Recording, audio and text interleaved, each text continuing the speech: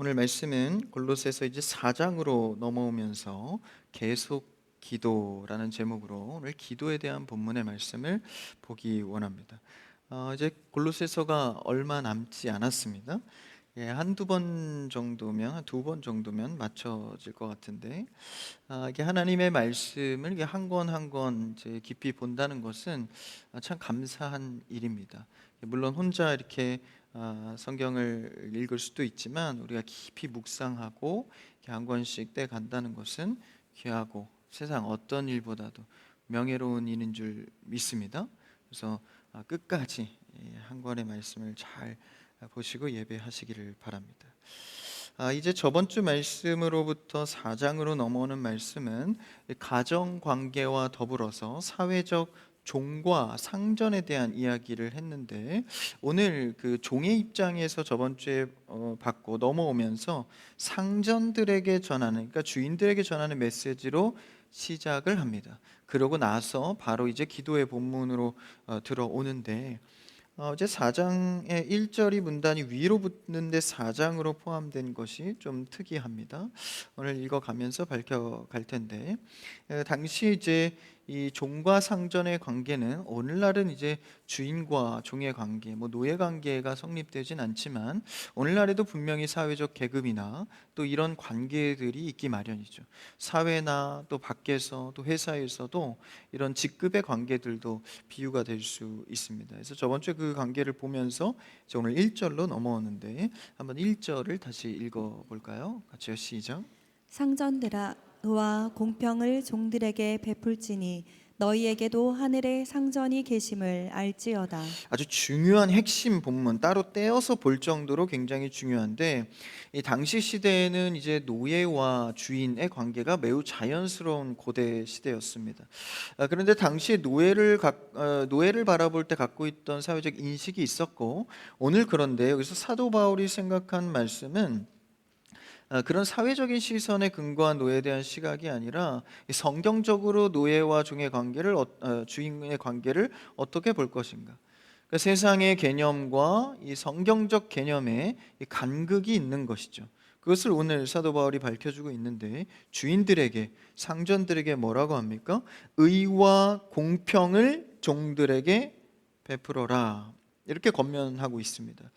그런데 이 결과론적으로 이 권면을 보면 사실 성경적인 권면이나 당시의 철학가들이나 어떤 이 지위층에서는 좀 결과론적으로는 비슷한 권면입니다. 굳이 성경적으로 이런 권면을 하지 않아도 로마 시대의 뭐 주인들, 철학자들이 권면하기로 이제 종을 잘 대해줘라, 이렇게 권면을 하는 것이죠. 이것은 이제 성경적인 선함이라고 보기보다는 그들의 이유는 나도 언제든지 노예가 될 수 있기 때문에, 그러니까 뭐 늘 주인의 위치에 있지는 않습니다. 뭐 이렇게 공동체가 망하거나 가정에 어려움을 당하면 나도 언제든지 노예로 전락할 수 있다는 어떤 휴머니즘, 인본주의적인 생각 속에서 이 그에 근거하여서 당시 유명한 철학가들이나 어떤 자연 질서를 생각하는 사람들이 이제 그 노예를 좀 불쌍히 여겨서 잘 대해줘라, 우리도 얼마든지 노예가 될 수 있기 때문에 뭐 이런 철학적 개념으로 잘 대하라는 권면을 한 것이죠. 그러니까 오늘날로 우리가 생각해 보면 얼마든지 신앙적으로 생각하지 않아도 좋은 사람은 언제든 있고 좋은 제도들도 많습니다. 꼭 성경적인 원리를 거치지 않아도 좋은 사회를 만들려는 열심은 언제나 있는 것이죠. 착한 사람들, 믿지 않는 사람보다 더 선한 어떤 공적인 일을 하는 사람들을 보면 성경적인 것보다 훨씬 더 좋은 것이 아닌가라고 생각할 수도 있습니다. 그러나 우리는 그런 시대적 변화나 인본주의적 생각으로 성경을 권면하는 것이 아닙니다. 이 성경에 나오는 내용들이 사회적인 선한 권면이랑 비슷해 보이는 부분이 있지만 우린 철저하게 그 근본이 다르다라는 것이죠. 우리의 모든 관계와 질서는 제1원칙은 모든 것은 그리스도를 통하여 한다라는 것입니다. 그래서 하나님 앞에서 어떻게 할 것인가를 생각해야 합니다. 모든 관계의 정점은 예수 그리스도로 출발해야 합니다. 우리가 앞서 저번 주에 본 부부의 관계, 자녀의 관계, 그리고 종과 주인의 관계도 그리스도 안에서 봐야 한다는 거예요. 그래서 오늘 1절에 말하는, 성경이 말하는 의와 공평은 그 차원이 다릅니다. 그러니까 세상이 말하는 공평하게 해야지, 의롭게 선하게 대해야지라는 것과 차원이 다르다라는 거예요. 왜냐하면 우리는 그 끝은 결국 구원론적인 결과를 담고 있기 때문입니다. 영혼을 살리고 하나님 예수 그리스도를 믿어 천국에 이르는 이 구원론적인 목표를 갖고 있다라는 것이죠. 기독교는 자유민주주의를 내포하고 있지만 그 이상의 개념을 갖고 있습니다. 그래서 우리의 구제와 선교는 늘 이 구원론적인 목적을 담고 있는 것이죠. 여러분, 우리도 뭐 이렇게 이 지역에서 전도를 하거나 선교를 한다고 할 때 뭐 그 사람들이 뭐 후진국이나 아직 많은 기술들이 손닿지 않은 곳에 가서 뭐 병원을 세워주고 학교를 세워주고, 여러분, 그것으로 끝난다면 우리는 기독교적 가치가 아니라 그냥 사회 봉사 단체입니다. 그래서 그냥 스스로 뿌듯해하고 보람차하고, 여러분, 이것은 예수 그리스도가 이 땅 가운데 오신 죽으신 것과 아무 상관이 없습니다. 그냥 불쌍한 자들을 도와주는 것뿐인 것이죠. 여러분, 어디 가서 선교하고 전도하고 누군가를 도울 때 그리스도의 나라, 구원의 입장에서 늘 선교하고 전도해야 되는 줄 믿습니다. 한 영혼이 주 앞에 돌아오는 것이 천하보다 귀한 가치이기 때문에 우리가 구제하고 선교하는 것이죠. 우리가 한 사람 한 사람, 어린아이들, 장애우들, 노인들 공경하고 대하는 것은 예절 때문만이 아닙니다. 우리 신앙적 가치가 그리스도가 그 한 영혼을 위해서 죽으셨기 때문에 그리스도를 통과한 마음으로 그를 대하는 것이죠.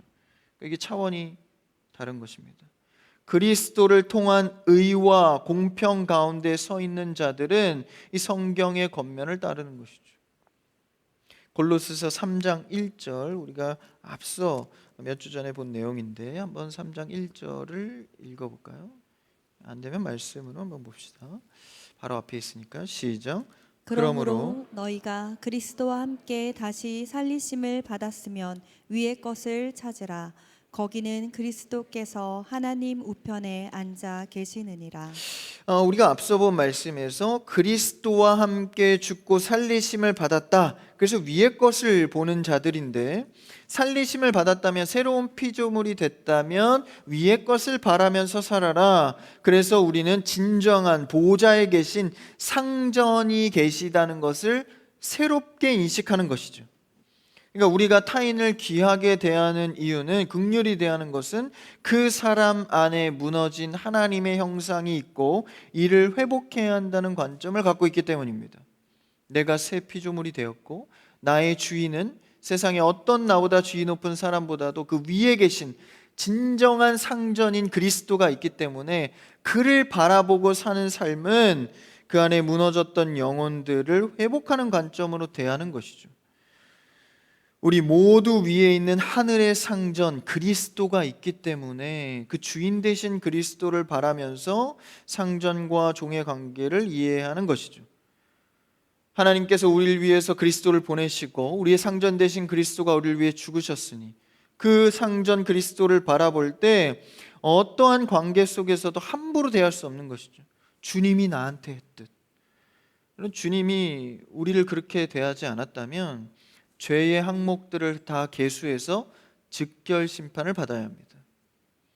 죄의 심판을 유보하셨고 그리스도가 올 때까지 참으셨고 그리스도를 통해서 우리의 죄를 구원하셨습니다.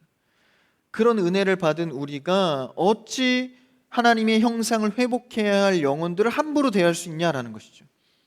그래서 그 앞에 나온 부부의 관계, 3장 끝절에 저번 주에 본 내용이죠. 자녀의 관계, 직장 상사와 부하 직원의 관계들, 모든 인간관계의 출발의 끈을 그리스도, 상전 대신 그리스도를 통하여 해야 한다고 오늘 말씀에서 권면하고 있는 것입니다.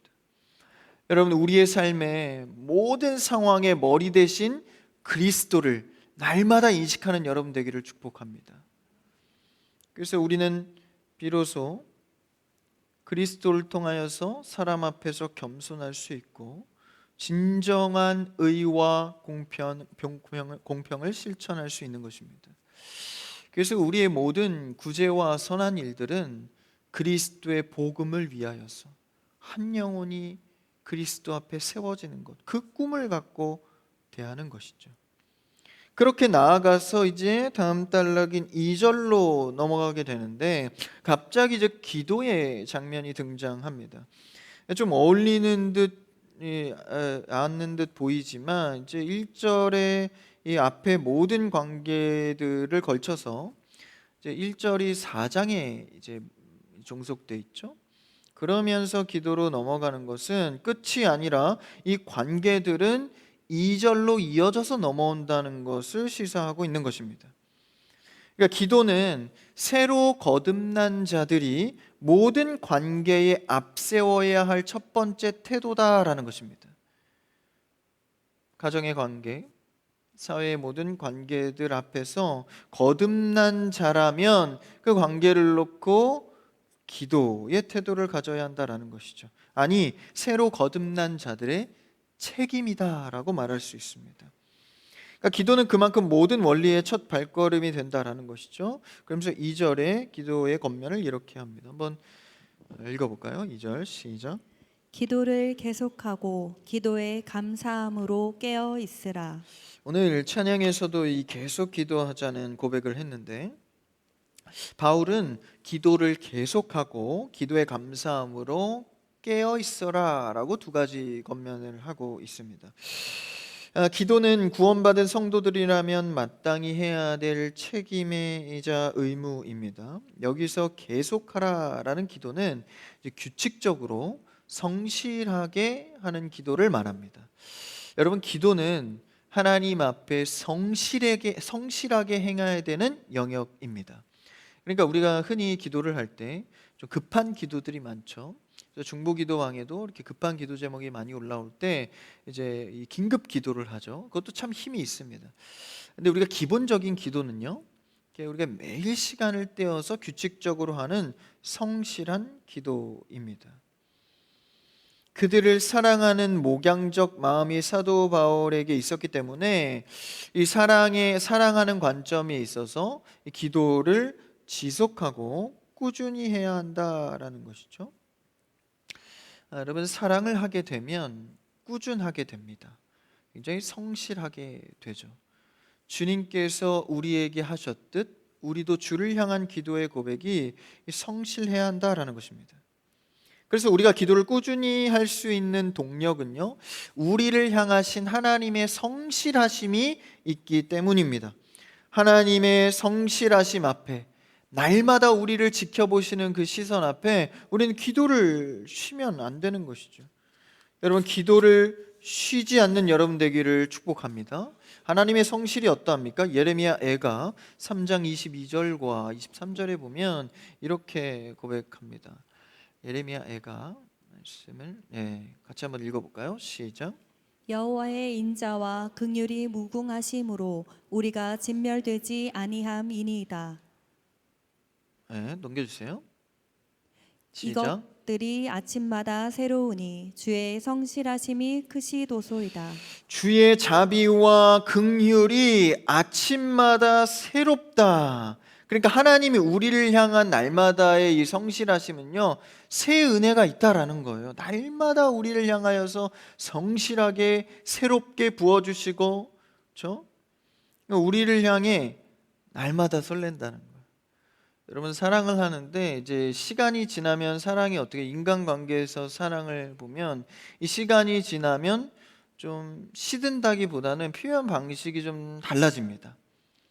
그래서 1년 사랑하고 2년 사랑하고 3년 사랑하다 결혼도 하고 10년이 지나고 20년이 지났는데 매일매일 심장이 뛰고 설레면 좋겠습니다. 그러면 이제 심장 질환을 의심해 봐야 돼요. 매일 설레지 않습니다. 이 표현 방식이 달라지죠. 이제 좀 안정적이어지고 신뢰가 굉장히 두텁고 그래서 좀 편안하고 뭐 이런 게 사랑 방식이 바뀌는 것이죠.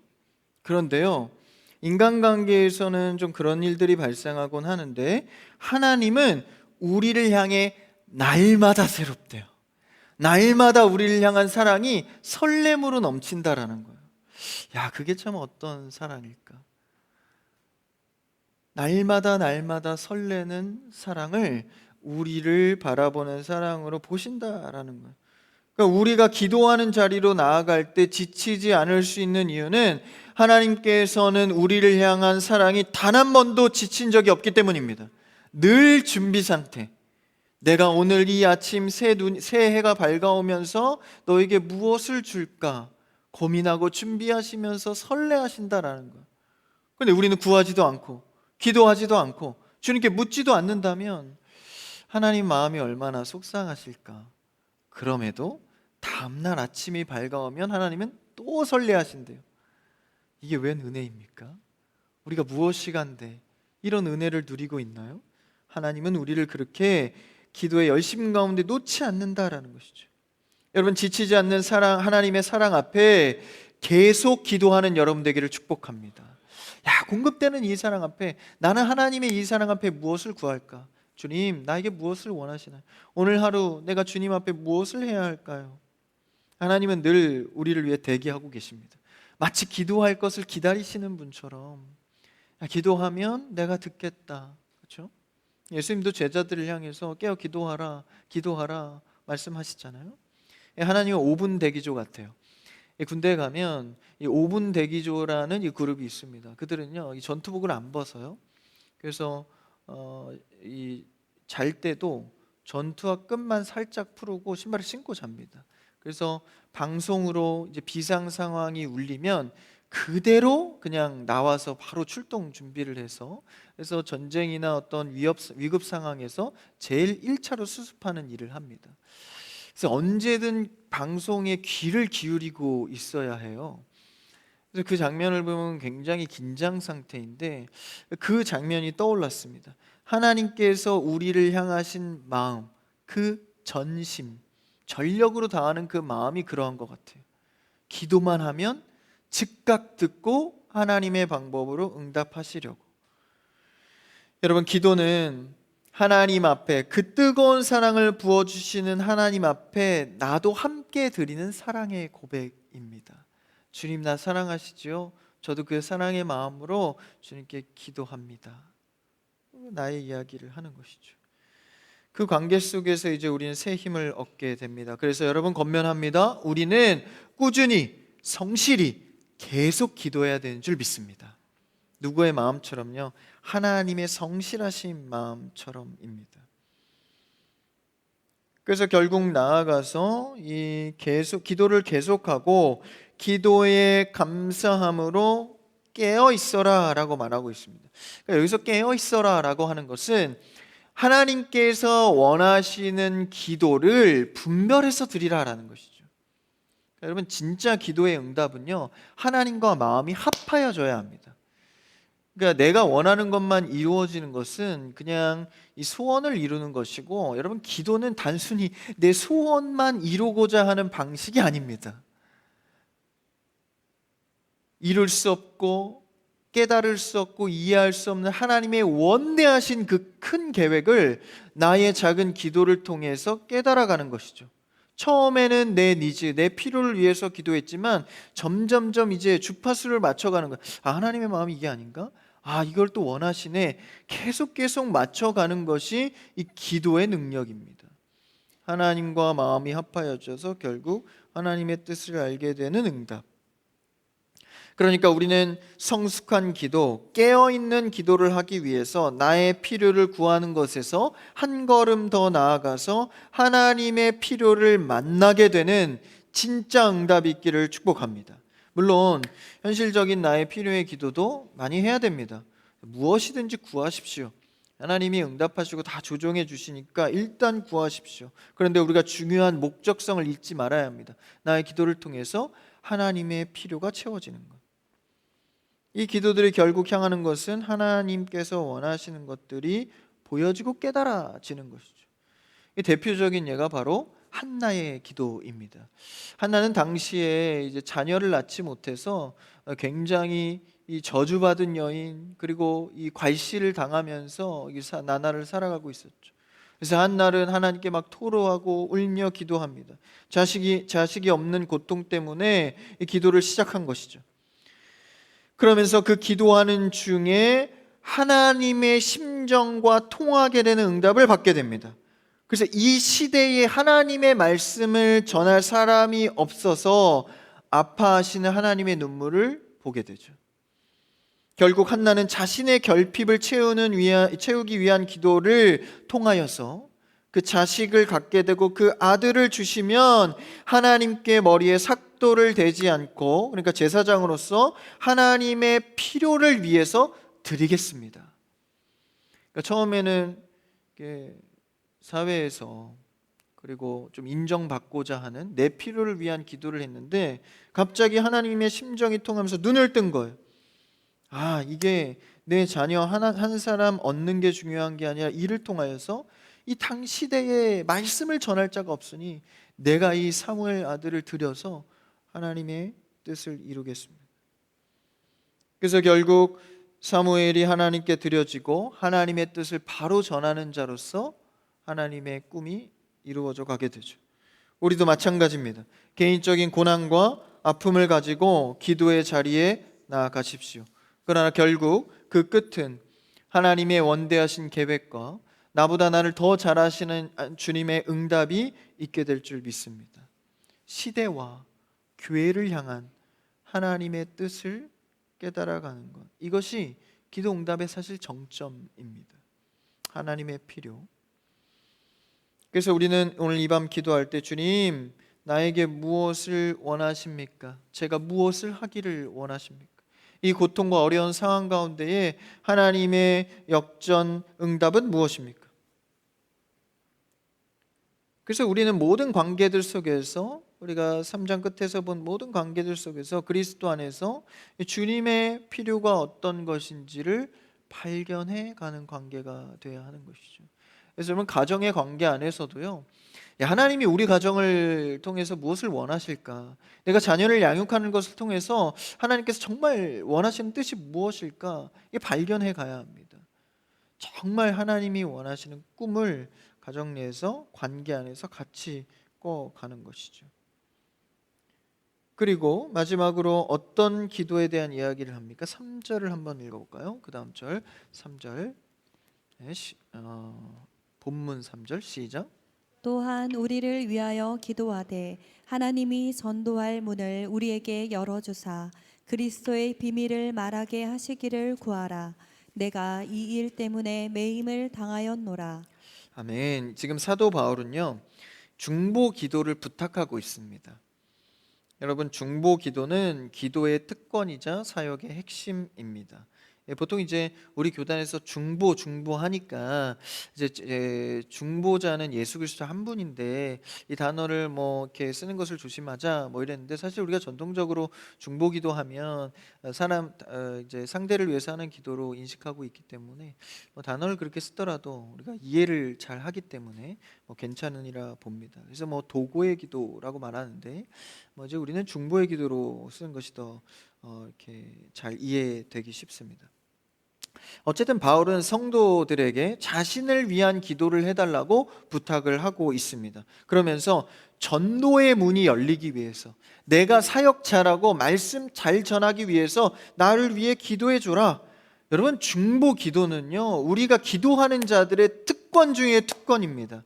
사실 중보 기도방이 우리 교회도 있잖아요. 청년부에도 중보 기도방이 있는데, 중보 기도의 힘이 실로 기도 중에 정말 꽃을 피는 대단한 능력인 것이죠.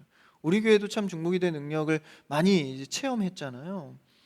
뭐 신비한 일들만 중보 기도의 능력이 아닙니다. 그 속에서는요, 기도를 받는 자나 하는 자나 둘 다 알 수 없는 하나님의 놀라운 응답이 있을 때가 많아요. 기도한 자도 이렇게까지 해주신다고? 기도 부탁한 자도 야, 이렇게 또 일하시네? 그러니까 하나님의 일의 계획과 뜻은 어디 있을지 모릅니다. 그러니까 우리가 정말 이 중보의 기도는 실로 놀라운 기도의 능력인 것이죠. 여러분, 기억하십시오. 중보 기도는요, 누군가에게 신세를 지는 게 아닙니다. 그래서 뭐 괜히 좀 중보기도 이렇게 부탁하기 미안해하시거나 창피하시는 분들이 있는데, 여러분, 기도의 개념을 바꾸셔야 됩니다. 중보 기도는요, 신세를 지는 것이 아닙니다. 사정에서 뭐 빚지듯이 뭐 사정하는 게 아닙니다. 하나님의 자녀만이 누릴 수 있는 고귀한 특권입니다. 예수님도요, 지금도 하나님 우편에서 우리를 위해서 중보하고 계신다잖아요. 기도 중에 기도는 중보 기도입니다. 예수님이 날 위해서 차마 다할 수 없는 기도를 예수님이 대신하고 계시는 그 은혜를 생각하면, 야, 나도 예수님처럼 누군가를 위해 기도해주는 이 특권을 누리자, 이런 고백을 하게 되는 것이죠. 그래서요, 누가 기도 부탁을 하걸랑 감사합니다, 나에게 그런 특권을 주셔서. 저한테도 기도 부탁을 좀 하세요. 많이들 안 하시더라고. 목사님 바쁘잖아. 안 바빠요. 안 바빠요. 안 바빠. 기도할 시간 많아요. 조금 바쁘긴 한데 뭐 기도할 시간 하나 없어서 무슨 사역을 하겠습니까? 기도 부탁도 많이 하세요. 목사님 제가 이런 일 있어요, 기도해 주세요. 그래서 담임 목사님한테도 주일날 오시면 기도도 받으시고, 이런 중보의 기도가 얼마나 능력이 있습니까? 그래서 누가 기도 부탁하면요, 오히려 받은 사람이 어떻게 저한테 이런 특권을 주셨냐고, 너무 감사하다고 이렇게 한번 해보세요. 얼마나 서로 은혜되는지 몰라요. 옆 사람과 인사해 볼까요? 우리는 중보 기도에 특권이 있는 자들입니다. 네, 그래서 기도 부탁하십시오. 여러분, 하나님은 이 땅에서 크게 두 가지 방식을 통해 일하십니다. 첫 번째는 말씀이고 두 번째는 기도입니다. 우리가 말씀에 힘이 있는 자들이라면 힘 있게 나를 위해서도 기도하시고 중보 기도도 해야 합니다. 그래서 오늘 사도 바울이 자기가 복음 잘 전하게 해달라고 기도 부탁을 이렇게 당당하게 하는 것은 그 기도의 능력에 책임이 있기 때문입니다. 그래서 여러분, 대표 기도하실 때나 여러분들 기도하실 때 담임 목사님의 설교를 위해서 반드시 기도하셔야 됩니다. 이것은 책임입니다. 책임. 그래서 대표 기도에서 빠지면 안 됩니다. 말씀이 잘 전달되어서 이 복음을 통해 영혼이 세워질 수 있도록 전하는 자 붙들어 주시고 듣는 귀 붙들어 주시고 이 위에서 기도해야 되는 거예요. 그래서 교회의 직분자분들은요, 이 말씀 전하는 분들의 사역에 좀 이렇게 도움이 되려면 이렇게 말씀 전하는 것에 집중할 수 있도록 다른 것을 위해 기도해 주는 일입니다. 다른 사역을 좀 덜어주고 이 말씀 사역에 집중할 수 있도록. 제가 이번에 청소년부 지금 수련회 중인데 제가 이렇게 선생님들 움직이는 거 보니까 참 은혜를 받았어요. 전사님이 말씀 보고 준비할 수 있는 시간을 확보해 주기 위해서, 그래서 이제 사역들을 막 나눠서 분배해서 이렇게 하시더라고요. 그래서 전사님도 시간을 벌어서 이렇게 준비하시고, 이거 얼마나 은혜되는지 몰라요. 그래서 우리는 하나님께서 일하시는 말씀과 기도를 위해서 우리가 중보할 수 있어야 한다라는 것이죠. 이 사도 바울이 부탁한 중보의 기도를 통해서 많은 은혜가 열리고, 그리고 여기서 말하는 3절에서 말하는 전도의 문을 우리에게 열어주사, 그러니까 전도와 선교의 문이 뭐로 열어질 수 있다는 거예요? 기도로 열어질 수 있다는 사실입니다. 여러분, 눈으로 보여지는 건요, 가정에서 믿지 않는 가족들 있죠. 좀 시험 들어서 마음이 어려운 가정들 있죠. 안 될 것 같습니다. 야, 정말 꽉 막혔구나, 마음이 닫혔구나. 여러분, 그건 우리 생각이고요. 기도하면 하나님이 열어 가십니다. 복음의 신비는요, 비결이 이 기도에 있다라는 거예요. 그런 사람들의 마음의 문을 여시고 복음으로 그 마음을 녹여내셔서 신비로운 역사가 이루어진다라는 것입니다.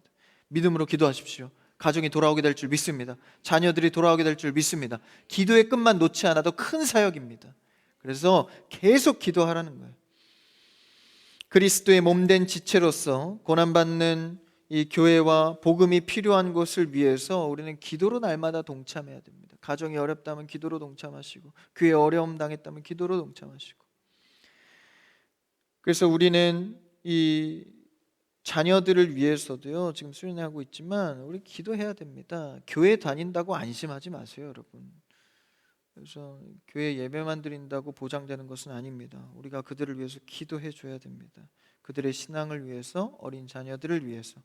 오늘 이 밤 그들을 위해서, 영혼들을 위해서 기도할 때 하나님의 기적과 같은 복음의 열매가 맺어질 줄 믿습니다. 그래서 이 사도 바울은 4절에 보니까 그리하면 내가 마땅히 할 말로써 이 비밀을 나타내리라. 너희들이 기도하면 내가 마땅히 할 말로써 이것을 나타낸다라는 거예요. 그 힘을 얻는다라는 것이죠.